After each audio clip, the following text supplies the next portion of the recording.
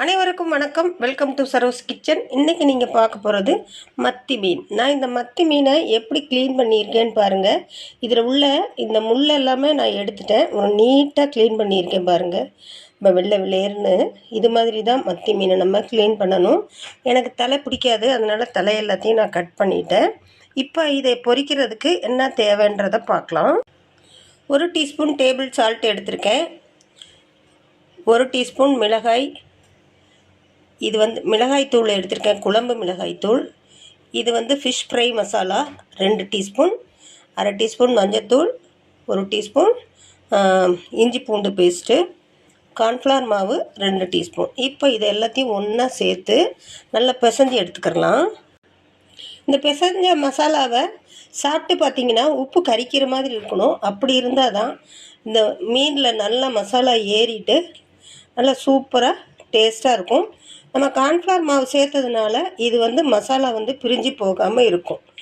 இப்போ இதில் எல்லாத்தையும் போட்டு பிரட்டி எடுத்துடலாம். நான் எடுத்திருந்த மசாலாவின் அளவு ரொம்ப கரெக்டாக இருந்துச்சு. இப்போ பாருங்கள், எல்லாத்துக்கும் உள்ளே வெளியே எல்லாம் இந்த மசாலாவை நல்லா கோட் பண்ணியாச்சு. இது 1 மணி நேரம் அப்படியே ஊறட்டும். இந்த மசாலா அந்த மீனில் பிடிச்ச பிறகு தான் நம்ம இதை வறுத்தோம்னா ரொம்ப டேஸ்ட்டாக இருக்கும். இப்போ இது ஒரு ஓரமாக இருக்கட்டும். 1 மணி நேரத்துக்கு அப்புறம் பார்ப்போம். இப்போ பாருங்கள், நம்மளுடைய மீனில் மசாலா எந்த அளவுக்கு நல்லா உலர்ந்து இருக்குன்னு பாருங்கள். இப்படி பொரிச்சிங்கன்னா மீன் ரொம்ப டேஸ்ட்டாக இருக்கும். நான் டீப் ஃப்ரை பண்ணல, சாலோ ஃப்ரை தான் பண்ண போகிறேன். 1 கிலோ மீன் வாங்கினேன். அந்த மீன் பார்த்திங்கன்னா 19 மீன் இருக்குது. இப்போ பொரித்து எடுத்துடலாம். இப்போ தோசைக்கல்லில் தேவையான அளவுக்கு எண்ணெய் விட்டுருக்கேன். ஒவ்வொரு மீனாக இதில் நம்ம வச்சுக்கிடலாம். இது நல்ல வெயிட்டான தோசைக்கல், அதனால் நல்லா கிறிஸ்பாக வரும்.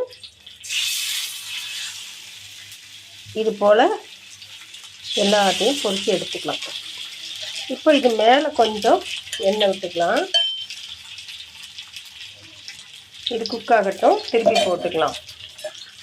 இப்போ பாருங்கள், இந்த மீனை குக் ஆகிடுச்சு. இதை எடுத்துருவோம். மீனை சும்மா நம்ம பிரட்டி போட்டோம்னா மீன் உடையிறதுக்கு வாய்ப்பு இருக்குது. இப்படி எடுத்துட்டு எல்லா மீனையும் நம்ம பொரித்து எடுத்துடலாம்.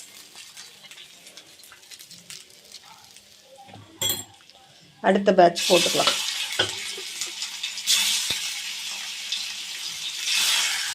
மிகவும் சூப்பரான, சுவையான, ரொம்ப டேஸ்டான, ஹெல்தியான ஒமேகா 3 நிறைந்த மத்தி மீன் வறுவல் ரெடி.